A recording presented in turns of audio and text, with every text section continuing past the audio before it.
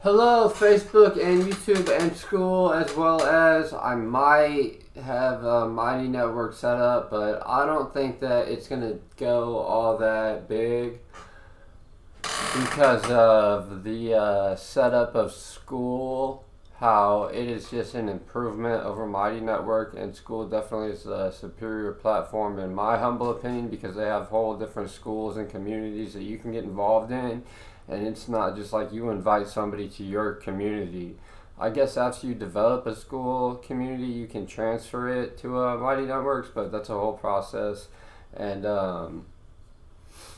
yeah, I just think Skool is where it's at. So today on Skool, I have got myself into a 25-minute work session where I committed 25 minutes to doing something, which in and of itself is a nice thing to do. But the thing is, the people that were running it, they had this structured goal setting exercise or plan that I wasn't involved in. I just had to figure it out. They were just like, here we are. I showed up and I was just like down to do whatever. And thankfully they had some kind of structure. They didn't say they had a topic. Well, at first she did say she had a topic. She said that they get together and they work on things, and then I just started talking, being my humble, social self, and the situation progressed as toward they're gonna work on their project for the next 25 minutes. And one kid said he's working on building a community for someone. I don't know if that's paid. If he's getting paid for building a community for somebody, he might be, which would be a solid connect for me if he could build me a paid community. But the thing is I got live with a couple of folks, and that one girl, I forgot what she said she was gonna do, but she took in. I think she really understood where I was coming from when I was explaining consciousness, who I am in the context of a peaceful, loving, and joyful human being. Also, I think the little dude, he looked to be about, I don't know, like 18, maybe 18, maybe 16. But little guy with red hair, he's macking. I think he's making money online, so more power to him, bringing income to his household, to his situation. I don't think he understands the value of a dollar, but I appreciate that he's making dollars. I mean, if you make $1 million and you spend $1.5 million on a house, is that wise? You made $1 million and you spent all of it plus another $500,000 on a house. Man, that's so dumb. If you have $1 million, you can buy, I don't know, $110,000 houses and flip each one of those 100 houses and make 10,000 on top of your 10,000 and turn your million into 2 million. That's what you can do with $1 million. And if you're frivolously spending your money, then that's not wise financial literacy, which I have come to acquire within my life situation, is financial fucking literacy. And what that means to me is that I don't get paid that much money, so you know what I can't do?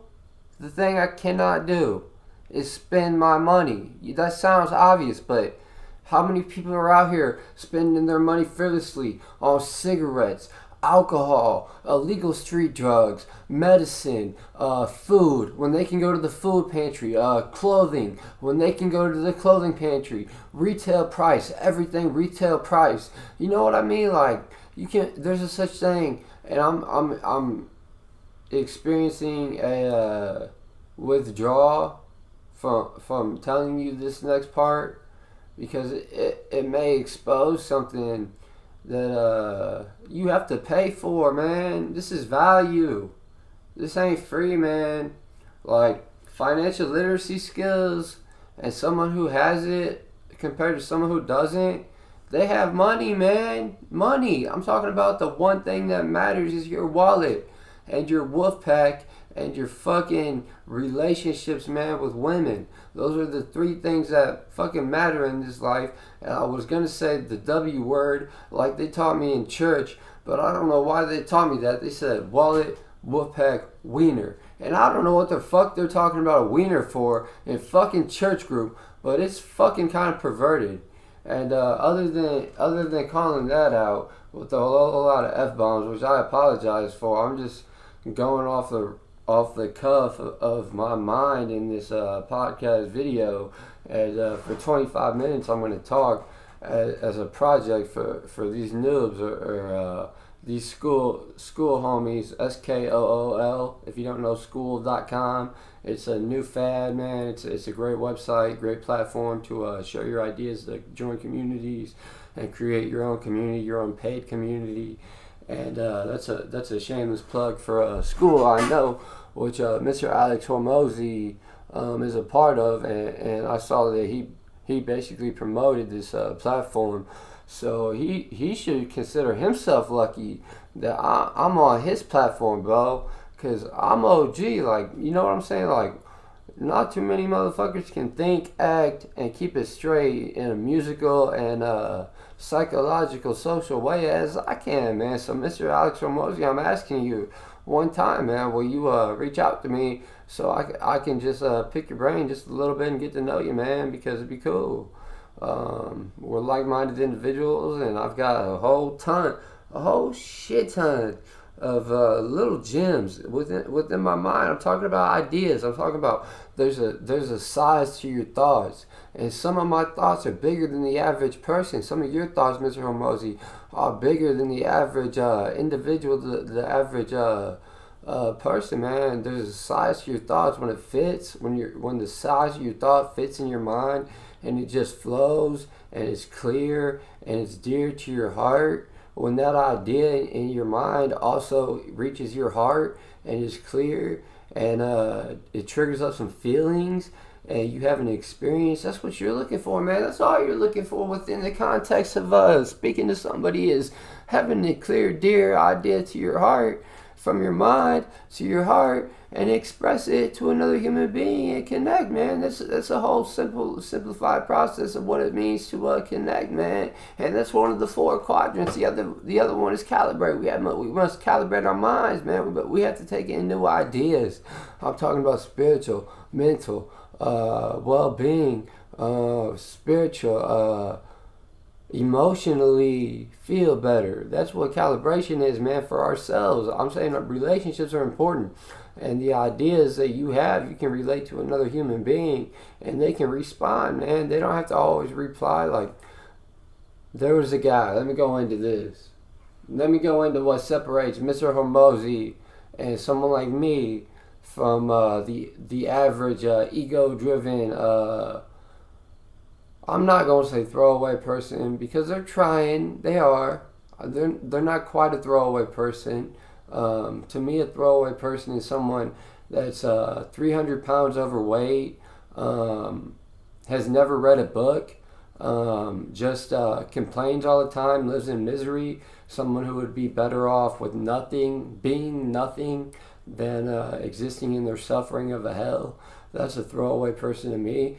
But this gentleman from last night, he posted something, and he was just going on and on, living in the past of resentment and frustration, bitching and moaning on this post about some other people and why do they do this and that, and getting all frustrated about somebody else did. And I try to hold him accountable. I'm like, hey man, I can clearly see you're dealing with a little resentment and frustration regarding this, and you don't have to live in that hell. And he's like all smart ass and shit, like totally denying the fact that he is responding with complete ego, and he can't even see my point of view because he gets defensive, man. And that's automatic. That's ingrained into who he is, to automatically get defensive and take the defensive stance and try to lash out and hurt me.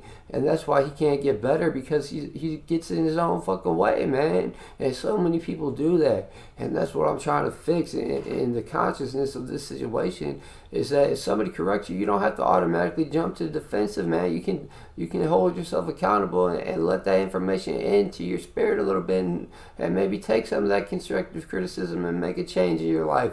I wasn't being harsh on the fellow. I was just telling him, you don't have to live in hell, man. And he's like, I'm not in hell. I said, then why are you frustrated? He said, I'm not frustrated. I said, man, I can tell you're frustrated. He denies it. I'm not frustrated. And I let it go after that. Let him be frustrated saying he's not frustrated. And that's what's frustrating him.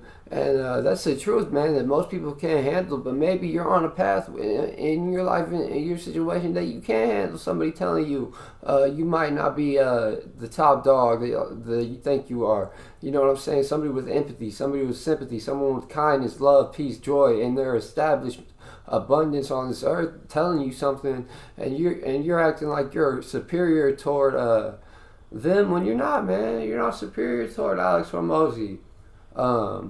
You have intrinsic value as a human being. You matter. But a lot of you guys really need to work on yourselves, because I've been working on myself, guess what, for 10 fucking years. And that's 8 years is doctorate level working on myself. So I have 10 years. 10 years of working on myself. Do you know what that means? It means you guys who haven't done any work on yourself, or you have 1, maybe 2 years, you've been reading a couple books, do the math, guys. Do the math. I'm saying I have value, and I'm not trying to sound arrogant. I'm trying to tell you the truth about life and what it is and what you have the potential to be if you just put in the effort and simply do the work every day. I mean, I can play guitar. How many of you guys just say, oh, I hate guitar? I was just speaking to somebody. I got to go into this. Sorry. This is a little riff on a guy I know.